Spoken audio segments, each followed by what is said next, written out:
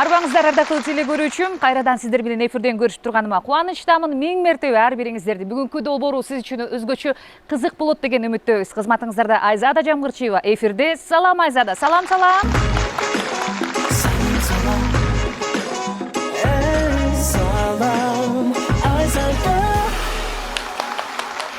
Экинчи сезондун алгачкы чыгарылышында өзгөчө таланттуу мырза менен баштайлы деп турабыз. Албетте таланты ташкындайт. Ар бир ролу кыргызстандыктардын жүрөгүндө. Биздин үй бүлөбүздүн сүйүктүү актеру, бүтүндөй кыргыз элинин таланттуу жигити, актер, продюсер Эмиль Эсеналиев бүгүн менде конокто. Тосуп алыңыздар. Кош келипсиз. Студиядан көргөнүбүзгө аябай кубанычтабыз. Бүгүнкү маек чындыгында жүрөктөн чыккан мыкты маек болот деген үмүттөмүн. Көрбөтүңүз. Лавис ар бир тамчысы ырахат жана жагымдуу сергектик коштогон толук майрам. Анардын данындай жашооңузду жарык учурлар менен байытыңыз. Жакындарыңыз менен бөлүшүңүз жана жаңылыктарга ачык болуңуз. Лавис тренд жаратуучу бренд. У каждого есть мечта.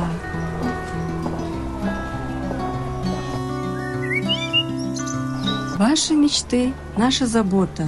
Агентство недвижимости Мерим Инвест.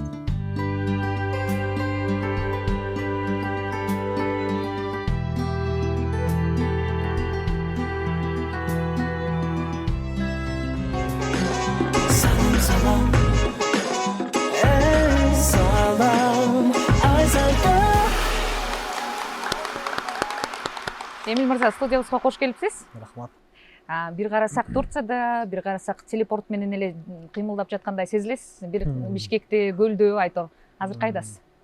Азыр салам Айзадада. Азыр мекенибизде Бишкекте элем, жакында эле келдим ошо. Иштер менен Түркияга барып калып атам. Күндө үй бүлөм менен эс алып барып калып атам. Ушу барып келгендем эле Түркияга барам. Себеп дегенде ошол жактан жаңы сценарийлер жазабыз. Акыркы 2 жылдан бери ошол жактан жазып атабыз. Эмне үчүн Түркияга барып эргүү аласыз? Кыргызстанда эмес. Шеф ошол жакта. Жумуш боюнча эле барасыз. Жумуш боюнча эле. Анан негизинен мага Түркия өзү дагы жагат. Мага абасы жагат. Эли, мисалы бир элбиз. Тамак ашы деги эле мага Түркиянын өзү аурасы жагат да. Сизге деле жакса керек. Ооба, жагат. Эми мүмкүнчүлүк болсо сизге окшоп жумасына бир жолу учуп бармакпыз. Мен деле ошо жума сайын учуп барганга деле расход болгум келбей атат, бирок шарт болуп калат. Барыш керек болуп калат. Жакшы. Анан соңку учурда айттыңыз эле, мен комедия жанрынан алыстадым. Элдин эсинде даңдаң Эмиль болгум келбейт. Баягы кичине оор басырыктуу ролдор менен көрүнгүм келет деп, бирок сүйүнчү деген тасмага тартылыптырсыз. Кантип сизди көндүрүштү? Сүйүнчү тасмасы бул Эгемен студияга карайт. Эгемен деген студия, бул Руслан Акунбайке экөөбүздүн студиябыз. Биз экөөбүз продюсербиз. Башында эле ошо сценарий жазылганда эле мага жазганбыз. Эмнеге комедиядан мындай болду да? Мындан 2-3 жыл мурун мен комедиядан такыр эле алыстайм дегем ооба. Бирок мындай ойлоп көрсөк, биз сиз дагы, мен дагы ошол юмор жаатында комедия менен келиптирбиз да. Ошол эле тамашалар менен, анан биздин көрөрмандар көп. Анан кийин мен ушундай кааладым деп туруп комедияны чыштап салган бир аз туура эмеспи деп ойлодум да. Себеп дегенде ошончо көрөрманың бар, ошончо көрөрманың сени ушундай кичинекей бир деңгээлге көтөрсө, ошо көрөрмандар көтөрдү да. Албетте. Анан кийин аларга кайра тескери басып кеткендей болуп калчу да экен. Анан жок, комедияны да ойной берели, ким урушуп атыптыр. Драмасын да ойнойлу, боевигин да ойнойлу, баардыгын эле ойной берели. Колубуздан келип турганда, элдер сурап турганда деп анан ошол комедияга негизинен ооба 3 жылдан бери комедияга келди экен. Сагыныптырсызбы? Образга кирүү оңой эле болду? Аябай сагыныптырмын. Сценарий жазганда дагы тамашалар ушундай чыкты. Сагынып калгандыктан тим эле ушундай жаздык. Анан образга киргенде эми биздин тасмаларда өзүбүздүн тасма болгон үчүн өзүбүз жазабыз да. Анан башында эле образыңды көрүп коесуң, түшүнүп коесуң. Негизинен бул образды эле көптөн бери ойлонуп жүргөн образ болчу. Анан ошондон улам кыйын болду деп айтпайм, жеңил болду. Жеңил эле болду. Анан сурайын дегеним негизи эле баягы соңку учурда сизди социалдык тармактардан такыр алыстап бир гана кино тармагында өзүңүздү оорчундуу, оор басырыктуу актер катары мындай көрсөтүп атасыз. Эмне себептен мурдагыдай социалдык баракчада, Инстаграмда сиздин вайндарыңызды көрбөй калдык, контент тартпай калдыңыз? Эмне себептен? Вайн болгондо биз эми тартып атабыз. Айына 3 вайн тартам. Мурдагыдай. Договор боюнча айтып салбайсың баарын. Жок, тартып атам, бирок вайн дегенде эми рекламасы жок вайн деп атат окшойсуз. Ооба. Билбейм, менин оюмча эмели болуп атат окшойт. Убакыт жагынан тар болуп атат. Аны деле билесиз да. Ооба. Ал деле баягы көп ойлойт экен, телефон алып чыгып эле тарта бересиң депчи. Эң негизги идея да жакшы идея чыкпаган, эми жакшы эмести тарткандан көрө тартпай койгонду туурараак көрөм да мен. Тартканга жараша жакшысын тартып. Негизи аракет кылып атам. Себеп дегенде Инстаграм бул ошол эле биздин көрөрмандарга керек. Бизди көрүп турганга ал өзүбүзгө дагы керек дегендей. Ошондуктан таштабаганга аракет кылып атам, бирок негизинен ооба мурункудай активдүү болбой калдым. Баягыдай эле эми 3 балабыз бар, үй, анан машыгуу, кино болот эле. Анан негизинен ушу кыргыз киносуна бир жакшы бир салым кошуп, жок дегенде коңшу өлкөлөргө чыгып тургудай тасмаларды тартып турсак деген нерсе менен эле алекпиз да. Сөзүңүздү улай эле Бейшенин таманынын астында мынакей тасмасы кыргыз кино индустриясына өзгөчө бир багыт тартып алат окшойт да. Башка кино жаратуучуларга мынакей карагыла бир гана 7 миллион кыргызстандыктарга тарта бербестен Орто Азияга дагы тартсаңар болот, башка аудиторияга деле өтөт деген сыяктуу бир чакырык таштагандай болду да мага. Негизинен бул идеяны көп жерде айтып келем. 2018-жыл ошо идеяны уккам мен. Болот Тентимишев агабыздан. Сиз айтып атпайсызбы, башка киночуларга бир дем күч берди деп. Ооба, бул жерде каалагандар өзүнө дем күч алды, кээ бирөө билбейм эмнени алды дегенде. Негизинен ушундай го чыгармачылык. Анан негизинен мындай тема бирок жыл сайын жаралай бербейт да. Азыр экинчи бөлүгүн тартып аткан экенсиздер. Экинчи бөлүгүн тартып атабыз. Азыркы учурда биз кышкы кадрларды тартып койгонбуз, кышкы окуясын тартып койгонбуз. Бейиш.апама кат деп аталат. Бейиш менин таманда эки эмес. Буюрса сценарий аябай жакшы, бирок ал жакта адилдей болгон баланы кандай эне, кандай заманда өстүргөн. Ошону да көргөзөбүз. Анан жаңы дагы окуя бар. Мындай нерсе бар да, бардык нерсени биринчиси аябай жакшы деп айтылат. Анан экинчиси биринчисин эч качан басып өткөнүн уга элекмин да. Жок, басып өткөндөр бар, өтө аз. Өтө аз. Саналуу эле. Бирок мындай нерсе бар да. Биринчисин сиз көргөнсүз, баарын билесиз да. Ооба. Бирок ал жакта суроо көп калып калган да. Мисал эле алганда, Ажы Башчы менен Болот Тентимишев менен Адил менин героюм экөө кайра кеткен да. Ооба. Арткы да жол бар да. Экөө кандай келген? Жетпеди, эмне болду? Бул бир. Экинчиси мага катталуучулардан келген, мындай аябай ойлондурганда, жана Сириядагы атып салган кыз бар го, кулап калган кыргыз кызы. Апага кат берет, билесизби? Ошону мага катталуучум жазыптыр, мен аябай таң калгам. Ушунчалык киного кирип көргөн окшойт. Ошол кат өзүнүн ата энесине жетеби дейт да. Менден сурап атат да. Ана мен ойлонуп калдым, жетеби депчи. Мен да. Жетеби? Экинчисин көргүлө да. Жок, чын эле мындай кызыктуу окуя да. Кыз өзү эмне деп жазды? Бир. Экинчиси ата энеси аны тирүүбү тирүү эмеспи, кандай болду? Бирок жанагынча жардам берип туруп, ок алдында калып калганын билбейт да. Ооба. Кызыктуу окуя да. Үчүнчү маселе, Адилдин демек өзүнүн апасы бар экен да.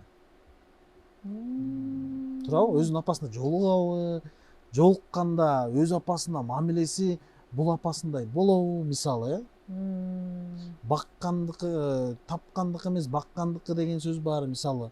Адил ошону түшүнөбү, аң сезими жетеби, өзүнүн апасын кабыл ала алабы 35 жылдан кийинчи.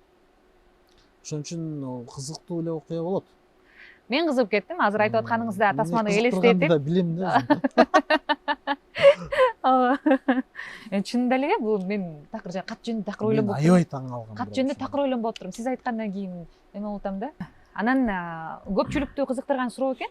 Ушул тасмадан кийин Руслан Акун менен Эмиль Синалиев канча миллион, миллиарддаган каражаттарды капчыгына катып алышты болду экен дегенчи. Ал суроону бербей койсом эми көрөрмандар эмне деп калат? Алардан дагы сизден жооп Жок, эми мен актёрмун да. Актёрлор билесиңер да, гонорар эле алабыз. Ал тиягын билбейм. канча болгонун билбейсиз. Билбейм вообще. А сиздин гонорарыңызды билсек Бир болот? аз эле болсо керек. Меникиби? Ооба. Меники эң аздардын катарында да. Эң аздан. Эң аздар. А эмнеге өзүңүзгө болгон бааңыз? Эми анткени өзүм киномдо деле ойнойм да менчи. Анан пока баам чечиле элек да мындай. Бүт эле мисалы бейиште деле өзүбүздүн тасма болуп калды. Өзүм тартып жүргөн тасмаларды деле өзүм продюсер болуп, анан өзүм акча салып, анан өзүмө гонорар кылып бөлө албай элечи. Ошон үчүн баа чыгара албайм. Билбейм, сиз канча деп ойлойсуз? Мисалы сиз кино тартып калсаңыз канча берет элеңиз? Эми билбейм, эмнени сойсо да касапчы сойсун дейт го. Мен мисалы өзүм программамды тартып, интервью алып жүрө бергеним жакшыраак да. Жок, эми баарыбирчи мындай караган. Мен мисалы азыр айта алам да. Сизди карап туруп, айтыңызчы. мен сизди тойго мончага чакырмакмын. Канчага чакырмаксыз? Мен сизди бир 2000ге макул болмоксуз да, көнмөксүз. 2000 долларга. Ооба, жакындарыңыз. 2000 долларга көнөсүз да, же көнбөйсүзбү? Жакындарыңыз. Мына 2300 деп коелучу мейли. Сүйлөшүп отуруп туурабы? Ой, жакшы соодалашат экен. Ошондой эле баа берсе болот да. Мисалы, сиз примерно 1000 сомдук актер көрүнөсүз. Мен сиздин бир күндүк аткарганыңыз эле бир 5000 доллардын тегереги болсо деп ойлодум. Анда рахмат, бирок. Рахмат, мен аябай сүйүнүп калдым. Бир күнүнө 5000 доллар тапсам. Бирок кичине жакындады. Кичине жакындады. Анткени киного байкасаңыз сценарий үчүн эмес, кээде актер үчүн дагы барабыз. Ооба да. Мисалы менин үй бүлөбүздө мисалы аябай жакшы актерлор бар, жакшы көргөн актерлордун арасында сиз барсыз. Эгерде сиз аткарган тасма болсо, ким режиссерлук кылат, ким продюсерлук кылат, биз ага карабайбыз. Сиздин сүрөтүңүз турат, биз сизге ишендик. Демек, Эмиль жаман роль аткарбайт деп биз барабыз да сиздин тасмаңызга. Болот, ооба.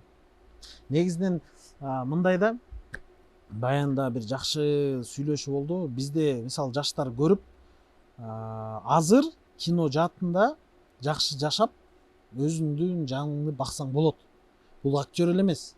Ошол эле мисалы сценарист болсоң болот. Азыр сценаристтер бизде аябай аз. Художник болсо болот. Эми кинонун артында иштей турчу адамдар бизде аз да. Бизде кинодо иштегендер азыр жакшы акча алат. Ошондуктан мен актер болсом, мен мындай болсом, мени мындай тааныса дебей, деги эле кинодо кайсыл жагынан таланты туура келсе, ошону тандап иштесе, келечек кыргыз кинонуку негизи аябай жакшы. Азыр мындай жана айтып өткөндөй эле кино менен жан багып, кино менен жашагандар бизде көп. Аябай көп. Мисалы сиз тааныган, мен тааныгандар жакшы акча тапса болот. Бирок кино тартам деп туруп бизге башка дагы чөйрөдөн келип алып атышат. Мисалы башка жумуш кылып жүргөндөр эле кинодо мынча таап турбайбы деп туруп келип алышат. Анан банкрот болот. Азыр кино тартыш арзан эмес да. Алар Манас кинотеатрын, дагы башка кинотеатрда күндөгү сеанстарды эсептеп туруп, ошончо акча таап аткан турбайбы? Бизде ушундай, анан эң бизде мындай экен да, кайсыл кино аябай мындай кассалуу болсо, ошол кинонун кассасын угуп канча тааптыр, бейишинин табанда мынча тааптырбы, ошо Эмиль чото жанагы залга оруп калыптыр деп айтып эле анан кийин кино тартып салып атышат да. Анан негизи абайлаш керек. Зал демекчи, чындыгында эле Кыргызстандагы номер 1 залга барасыз? Мен билишимче. Биз эми суранабыз да, барып заниматься этсек болобу деп, тааныштар салып отуруп ортого. Жок, негизинен баягы байкуш боло бербейли, Кудайга шүгүр, баардыгы жакшы. Бейишинин таманда өз актер катары дагы өзүбүздүн эмебиз бар. Ошол кинонун чуркап жүрүп себепкери болгон катары да өзүбүздүн бир аз эмебиз бар дегенде, үлүшүбүз бар. Негизинен азыр мурункудай эмес, азыр бар, жетет, курсагыбыз ток. Бул дагы болсо ошо биздин элдин ошо киного болгон киного баруу маданиятын эл арасында өсүп атканы да. Канчалык киного көп барган сайын киношулар өсөт. Киношулар өскөн сайын алар жаңы идеяларды изденип баштайт. Киношулар көбөйгөн сайын дагы ар кандай мотивация болот да, кой окуй, мындай кылайын, мынтейин деп сапат өсөт. Бул нерсе керек. Бизде ошон үчүн айтып атышпайбызбы? Бизде жумасына 2, аз бизде жумасына 2 кыргыз кино чыгат. Муну билгенсиңерби, билген эмессиңерби? Жок, мен билген эмесмин. Бизде бейшемби күнү, 4 бейшемби бизде. Бейшемби күнү бизде 2 тасма чыгат азыр. Ар бир бейшембиде бизде 2ден тасма чыгат. Ошондо жылына бизде 96 кино чыгып атабы? Кыргыз тилинде. 90-80 деп коелучу. кыргыз тилинде кыргыз made in KG дегендей да. Кыргызстанда жасалган тасмалар бейшемби күнү 2ден чыгат. Бул жакшы. Бирок Алардын арасынан канчасын көрбөй калып атабыз, канчасын билбей калып атабыз мисалы. Бирок ошону менен бирге бизде командалар такшалып атат. Элдер ар бир жаңы тасмада бизге жаңы көрүүчүлөр кошулуп атат. Ошо менен анан кыргыз киносунан негизинен бир жагында ойлонбойбуз да, бизде кыргыз киносунан мамлекетке өтө чоң акча түшөт. Налог мисалы. Канча пайыз төлөйсүздөр мисалы көрүүдөн? Мен ушул документ жагынан чуркабаган үчүн так сан айта албайм. Себеп деген мен эч качан кинотеатр менен банк менен монтип көргөн эмесмин.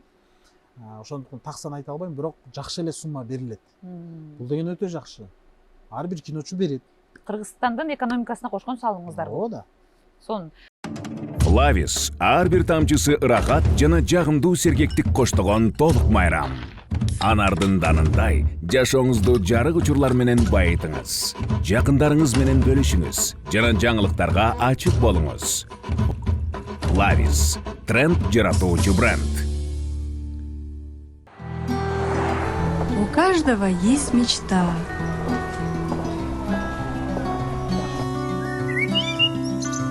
Ваши мечты – наша забота. Агентство недвижимости Мерим Инвест.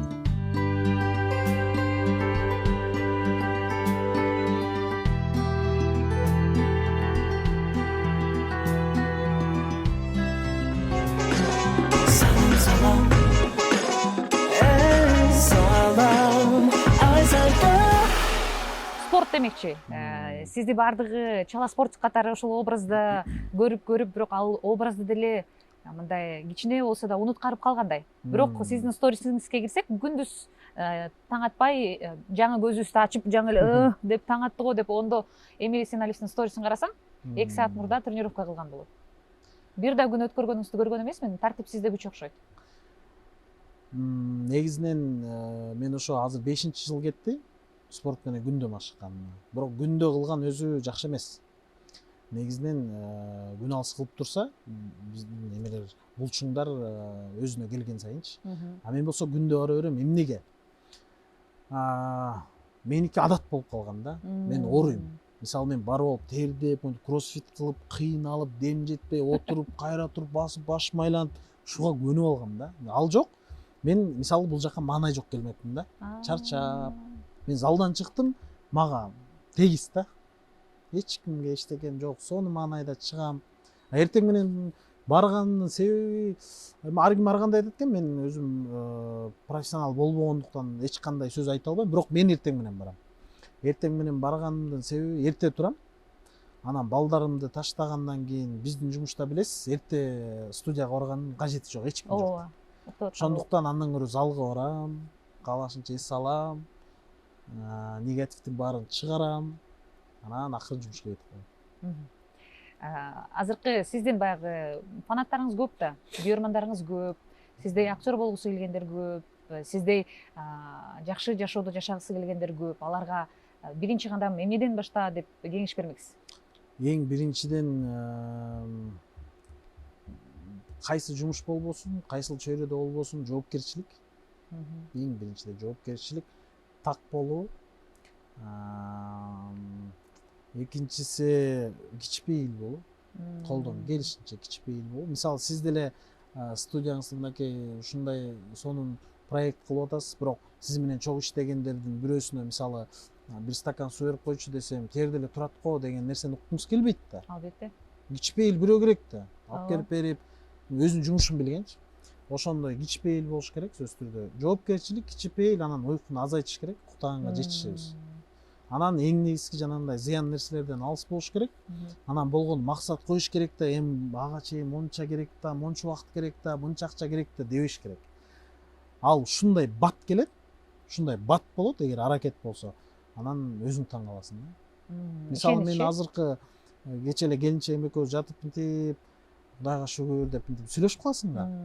Сүйлөшүп отуруп ойлосок, 8 жыл мурун мына ушул убакта, ушул күндөрдө жашоом такыр башкача болчу. Унам жок болчу, бирок ошондо эле таанышуулар таанышуу. 11 000 сомдук батирде турчубуз 10 микрорайонда. Ошону араң төлөчүбүз. Мен билем экөөбүздө бир телефон болчу. Мен көп эле жерде айтып келем эми. Ошон үчүн кээде баягы бизде жаштарда көп маселе болуп кетип атпайбы? Бир аз кыйналганда эле эки жолго түшүп эртеңки күндү күтмөй Аябай жок көп да бизде. Күн баткандан кийин күн чыгаарын биз унутуп коебуз да бат эле. Ошон үчүн бир аз кээде кыйынчылыктарга чыдап коюш керек. Анан бул жакта болуш керек, бул өтөт дегенчи. Анткени баары өтөт да. Канча адам өткөн, бизге чейин канча кыйын өткөн, канча кыйын эмес өткөн, канча күн өткөн. Ошон үчүн бир аз чыдап коюш керек, анча кыйынчылык, карыз, проблема дегендерди убакыт гана чечет да. Эгер мындай сонун сөз бар го, эгерде чече албаган маселе болсо, кайгырба депчи. Эми чече албаган маселе болсо, кайгырганда эмне? Ал чечилбейт да. Ооба. Эгер чече ала турган маселе болсо, анда ойлон дейт да. Анда Ооба. ойлонуш керек. Үй бүлөгө кайтып келе турган болсок, сиздин жубайыңыз дагы өтө таланттуу да. Айгерим айым таланттуу инсандардын эки таланттын кызы. Анан кээде ушул талантын элге чыгарбай жаткандыгы эне болгонундабы же сиздеби деп сураган. Жок, мен келинчегимди эч качан бир нерседен тыйып көргөн эмесмин. Келинчегим ортодо иштейм деп иштеп көргөн. Мындай залга барам дейт, залга барат. Бизде андай жок. Тыйып же бизде негизги үй бүлөдө андай жок. Эми башында жаңы үйлөнгөндө болгон ооба. Бардык эркекте болот алчы. Өзүнчө эле мындай сени келип башкарып ийбесе экен деп өзүңөн өзүң коркуп эле башкаргың келип эле мындай. Ал бүт убакыт менен жана айткандай эле өзү убакыт менен ордуна коет, ар кимдин өзүнүн орду коюлат дегендей. Анан жок, тыйып же мындай мен эгер тыя турган болсом мен инстаграмдагы вайндарыма деле тартпайт болчумун. Мисалы сценаристтериме жок, жеңиңерди кошпогула деп койсом деле болот да. Же болбосо Айгеримдин ордуна башка бирөө тартылат деп элечи. Ооба. Жок, андай эмес. Өзүнүн эле каалоосу жок го дейм. Анткени театр актрисаны окуган, анан төрөдү. Андан кийин экинчи уулубуз болду. Анан кызым жакында эле төрөлдү. Анан билбейм, мен кызым чоңоюп, мен үйдө жаткым келбей атат, актриса болгум келип атат, театрга барып десе маселе эмес. Эң сонун Өзүнүн каалоосу. аял затыга негизи колдоо керек да, өзгөчө эркиндик керек. Ооба, эми мындай экен да, кээде ушундай маселелерди бул өзү негизи жашоо, мен айтып атпаймынбы, жашоо күндөн күнгө үйрөтөт да. Мисалы былтыр башкача ойлонсок, биз азыр башкача ойлонсок, кийинки жылы такыр башкача ойлонобуз. Анан мисалы эркек киши кыздуу болот, кызды түшүнүп баштайт, колуңда турмайынча билбейсиңби? Мисалы бул машина сонун дейт, сонун болуш керек дейсиң, бирок айдап көрдүң башкача да. Ошондой эле кыз деген сонун, кызды деген мончуш керек дейт. Ооба деп жүрөт, анан кыздуу болгондо колго алганда, кыз деген башка экен дейт, сезет ошону. Ошондой эле мисалы мен кыздуу болгондон кийин дагы меники азыр такыр башкача да. Кызыма мен айтам, кызыма Жашооңузду өзгөрттүбү? Жок, эми өзгөрттү дегенде эч кандай, менин улуу балам аябай өзгөрткөн чынында. Эң биринчи, бул 180 градуска өзгөрткөн. Кызымды өзгөрттү дебейм, болгону баягы кызга болгон мамилең дагы күчөйт да. Кызга болгон себеби кызыңды кармап отуруп, баягы кызыңды ар кандай ситуацияда баягы адамсың да. Ою кирет, ордуна коюп көрөсүң, бирок ошондо анан сезет экенсиң. Болгону кыз кишиге, энеге болгон жакшы мамилең күчөйт экен да. Мисалы кызды болгондо. Кыз кишилер болсо уулду болгондо анан эркек деген ушундай турбайбы деп силердики күчөйт да. Ошондой болуш керек негизи. Эки жак бирдей болуш керек. Анан кайра эле тасма жагына келе турган болсок, кыргыз тасмасына эмне жетишпейт? Кандай тенденциялар азыр күчөп жатат? Анан тасманы негизи саясат үчүн жаратат дегенге кошуласызбы? Саясаттын пайдасынабы? Кайсыл бир саясатты элге киргиздириш үчүн, маданиятты негизинен эң сонун курал негизинен дүйнөдө практикада болуп келген. Бирок бизде жок. Бизде андай эмес, эч кандай деле андай маселе жок бизде. Мамлекет тараптан же болбосо бул жактан кысым же мындай жок, Кудай сактасын. Өтө сонун колдошот дегендей. Анан бирок негизинен муну курал катары колдонуп келгендер дүйнөдө бул аябай чоң нерселер бар да, мисалдар бар. Мисалга алганда мен угушумча билбейм, балким жаңылышып жатам, бирок угуп калган азыр кичине эстеп атам. Америкада бир жылдар аябай кризис болуп, ачкачылык болуп, элдин баары митингдер көбөйүп баштаганда мамлекет чыгып бир нерсе ойлонуш керек деп киночулардын баарын чогулткан экен да. Бир элди алаксыткан. Дегенде ошондо ужас жанрын ойлоп тапкан дейт да. Анан элдер ужасты көрүп корккон дейт. Биздин жашообуз Кудайга шүгүр турбайбы, моундай болуп кетсе эмне болот депчи. Ушинтип чыгып калган экен. Эми ал кезде элестетиңиз, азыр деле ужастан кандай коркобуз, ал заманда биринчи ужасты элестетиңиз. Кандай реакцияда болот адамдар. Ошон үчүн ушундай деген кеп бар, анан билбейм. Негизинен бизде жетишпей аткан нерсе баарыбызга эле мындай изденүүгө аз убакыт бөлөбүз да. Мындай тартып салалы, минип салалы деп. Мен азыр ошондон алыстадым да.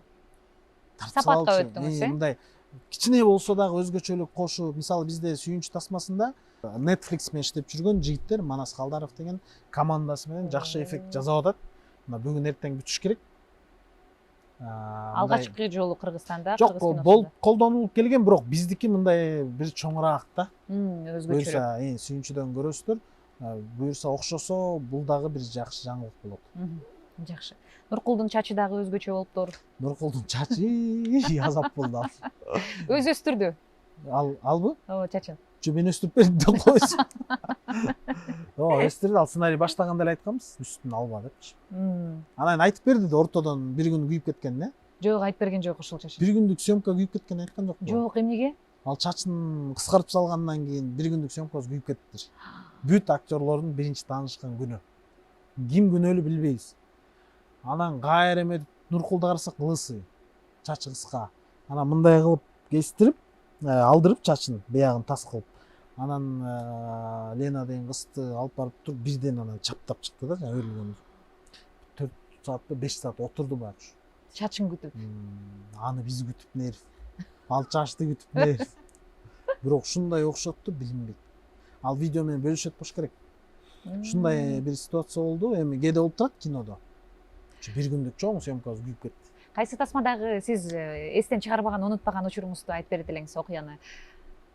Бейшенин тамандабы же башка? Ар бир кинонун өзүнүн сонун унутулбаган нерселери бар, бирок баягы режиссер Радик Эшимов айткандай, баары акыркы тасмаң эсте калат да. Сүйүнчүдөн айтып бериңиз анда. Сүйүнчүдө ошол ситуация болду, жана Нуркулдун чачы боюнча. Экинчиси жана Нуркулдун жанагындай суук да, түптө аябай суук экен да, башкача экен. Анан Нуркулдун сууга түшкөн жери бар. Мындай музду тештик. Ошону мен көрүп отуруп бер жакта ооруп калдым го, мен көрүп атып эле ооруп калдым анычы. Жакшы ысык суу жаныбызда бар экен. Нуркул ооруган жок, эчтеке болгон жок. Таң калдым мен. Негизи ушинтип коюшат го, кээ бирлер муздак сууга түшүп, ысык сууга түшүп, атайын мүмкүн ден соолугуна да пайда болуп кетти, кайда билебиз. Негизинен ошондой дейт, негизинен спортто дагы айтат, машыгуудан кийин муздак сууга бир 10-20 секунд отурган пайдалуу депчи. Негизи эртең менен дагы ошо муздак ысык суу кылса дагы аябай пайдалуу дейт да. Эмил Эсеналиев деген бул бренд болуп калды дегенге макулсузбу? Жок, бренд дегенге макул эмесмин. Бирок Кыргызстанда актерлорду мындай эстей келгенде баягы 4-5 жолу эстелип калат болуш керек, бирок Аскар Сулайманов. Анчалык жөнөкөй болбой эле коюңуз, бирок Аскар Сулайманов дейт, Союзбек дейт, анан Мимоза дейт, анан Чала Спортик дейт, анан Эмил Эсеналиев деп коет да. Тамаша. Негизинен бу актерлор дегенге азыркы биздин муунда мен ойлойм, мындай эсине ала турган актерлордон болушубуз керек. Тарых жараткан тасма жаратып койдум деп ойлойсузбу, же дагы да жаратам деген ойдосузбу? Менин ошо бир корккон акыркы оюм, Бейшенин таманда ушу Эмил Эсеналиевдин карьерасындагы пик тасма болуп калбаса экен деп ойлойм. Мындан ары дагы жакшы дүйнөлүк тасмалар болуп калса экен деген ойдосуз. Жакшы. Жана жогоруда айтпадыңызбы, Союзбек, Мимоза, мынакей Чала Спортик, ушул образдарды мындай эч бир кетире албайт экенсиң да, сизди көргөндө сөзсүз эстейбиз. Лавис ар бир тамчысы ырахат жана жагымдуу сергектик коштогон толук майрам. Анардын данындай жашооңузду жарык учурлар менен байытыңыз. Жакындарыңыз менен бөлүшүңүз жана жаңылыктарга ачык болуңуз. Лавис тренд жаратуучу бренд. У каждого есть мечта.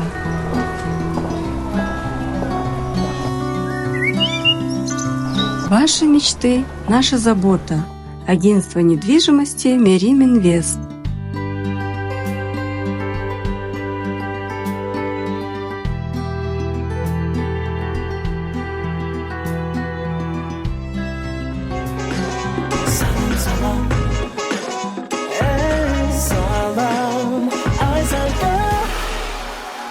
студиядада Союзбек конокто бүгүн. Союзбек кош келипсиз. Рахмат күчү. Майраш деле чакырып койсоң болду экен Майраш. Бак сал тиякта калды. Каякта жүрөт? Иә. Каякта жүрөт? Билбейм, ич болупту. Тамаша кылынбай, ичим ушундай келбей. Башчы десем, мен чакырып алган же шыпырылып алган жерге барып отура алмак белем деп болбой койду. Күчүгүм десе, ооба. Жакшы экен, жаркырап. Жакшы. Аны кандай жүрөт? Соңку учурда залдан эле чыкпай калыптырсыз. Ушу залда болуп атам мен бул деме. Өлөрдүн астынан да бозаш келгенде кыймылдайлы деп. Кыймылдап атам күчүгүм. Ооба. Жакшы ресторан. Иә. Шаарга көчүп келдиңизби сиз? Шаарга көчүп келгем, шаарда элемин, ооба. Шаарда этаждашып атам. Бул Жакшы. лифтте иштебей калыптыр, кечке жөө чыгып. 4-чү этажда бир кошунакына жашай туруп атам азыр. Стилиңиз жакты, стилиңиз жакшы. Ооба, стиль ушундай болуп атат. Тиги жаш кыздар менен сүйлөшкөндөй ишин болуп калат. Ооба. Майраш, Майраш билбейт. Майраш билсе сени да өлтүрбөйт. Майраш чында жини келсе. Жала спортикти бир чакырбайлыбы? Чакыра алабызбы? Жала спортикти чакырып алсаң кетпей калат го дейм. Анын келип алсаң эриңди кыйнайт го дейм. Студияда Чала спортик. Кош келипсиз. Мен таластык акем. Жо, мен таластан мен ак өргөдөн болом. Ал жакта Любой кошулуп кеткен, нарын талас тактын баары бар. Жакшы. Кандай жүрөсүз? Спорт баары жакшы. Нормальный жүрөм, өзүң кандай? Көрүнбөй калдыңыз го, жоксуз такыр. Көрүнбөй? Просто көрө албай атат окшойсуң. Тамаша жүрөбүз тиякта, биякта понтур аппарат сатабыз, машиналар дуруп элечи. Мен машинамды сатыш керек болуп атат. Машина сатып сал да, эмне лазым машина? Ошо. Менди? Ооба. Канчага бересиң? Эмне машина? 5-7 да. 5-7 алып ойчу. Болуп кетипсиң, Тиги бензин көп жейт экен. Бензин төлөй албай атам азыр. Карска кирип кетип турган болду. Кандай кыласыз? Сатып бер да. Ошо. Жыл кайсы? Жылы 2016го дейм. Мага бер. Канчага бересиз? 15ке бер, алып кетейин. Мен 15ке сиз фит албайсызбы? Иә. Фит албайсызбы? Жок, фит керек жок, мага 5-7 керек болот. Жок, рахмат. Сатып бер дейм, алдың базы түшкөт эркекче. Рахмат. Жыл кайсы дейсиң? 16. 16бы? 15 болуп кетет, берип сал андан көргөндө. Калчалар болсун. Мындай образга тез кирүү талантпы же 99% эмгекпи? Билбейм. Мен мисалы Чала спортты кичине унутуп калыптырмын. Көптөн бери ойной элек экенмин. Союзбекти эсиңизде экен, Союзбекти ошо акыркы жолу декабрда ойнодум бир рекламага. Анан эми талант деп салып бергенде эле болбойт го, эми өзүң айта албайсың да, бирок бизде негизи биздин көрүүчү баягы өзүн мактаганды жаман көрөт да. Туура эмес кабыл алып, ошондуктан мен өзүмдү мактагандай болбойм. Аракет десем да мактангандай болом. Бир канча бир пайызы талант экөө тең бар го дейм, ансыз болбойт да. Себеп дегенде мен Чала спортчук менен Союзбек менен көптөгөн тасма тарттым, көптөгөн роликтер тарттым, ошон үчүн сиңип калса керек да. Анан бул эки образ тең досторум арасында ойнолуп жүрчү да, мурун эле тамашалап эле тийише берчүмүн да. Алар болсо жөнтүрчү деп эле нерв болушу эле. Анан илгертен ойнолуп келаткан үчүн мага адат сыяктуу болуп калса керек да. Любой убакта келет. Рахмат сизге. Рахмат, силерге рахмат. Өзгөчө сизди байкайбыз, жөн эле маектерге бара бербейсиз. Анан биздин чакыруубузга жок дебей келип бергениңизге терең ыраазычылык билдиребиз. Биздин көрөрмандарга сизди көрүп жаткан кайрылып кетсеңиз болот. Чоң рахмат, жалпы Салам Айзада долбоорунун көрүүчүлөрү. Буюрса 17 апрелден баштап жаңы сүйүнчү тасмабыздан күтөбүз кинотеатрларда. Жана сизге, сиздин жамаатыңызга, баардык бул жактагы таланттуу кыздарга, байкелерге, жигиттерге ийгилик каалайбыз. Ишиңер ийгиликтүү болсун, көрүүчүлөрүңөр көбөйө берсин. Өнөктөштөрүңөр, досторуңар дагы көбөйүп, бул долбооруңар жакшы бир чоң бийик деңгээлге жетсин. Айтканыңыз келсин. Программабыздын өнөктөшү бул Мерим Инвест компаниясы. Бул жерде эгерде сизде эски квартираңыз болсо, аны жаңы ремонт жасап, кайра сатууну кааласаңыз, флиппинг деген жаңы тема пайда болгон. Ошол жака окууга сизге 50% арзандатуу. Чоң рахмат. Кабыл алып коюңуз. Чоң рахмат. Программабыздын өнөктөшү жайында албетте сиздин жакын досуңуз бул Флавис болуш керек. Чаңкаганда сизге көмөктөшөт, биздин жаныбызда жүрөт. Сизге болсо мына ушундай Флавистин ар түрдүү даамдары бар. Үйүңүзгө алып барып, үй бүлөңүзгө белек кылып даамдатып койсоңуз болот. Чоң рахмат. Мен дагы ошо көрүп жүрөм силердин баракчадан, Ооба. адашпасам Азиреттикинен дагы Ооба. ошондой ичким келип жүргөн негизи. Чын эле. Тамашасы жок. Анан Флависке жана Мээрим айымга сиздерге рахмат. Ушундай Кыргызстандын жаштарын сонун долбоорлорду колдоп берет. Мен барган жерге ар дайым айтам, себеп дегенде бул деген тарых да. Силердин ар бир салымыңар бул Кыргызстан үчүн, Кыргызстандын жаштары үчүн бул өтө чоң жакшы нерсе. Мен ушундайды колдойм. Азаматсыздар, ишиңиздер ийгилик. Сөзсүз ич көрөбүз. Чоң рахмат, ийгилик каалайбыз. Эмил мырзага терең ыраазычылык билдиребиз. Эгерде бүгүнкү эфирибиз сизге жаккан болсо, же болбосо кандайдыр бир эмоцияга баткан болсоңуз, анда комментарий жазып, лайк басканды унутпаңыз. Бул жумада кош айтам. Кызматыңыздарда Айзада Жамгырчиева болду. Көрүшкөнчө аман туруңуздар.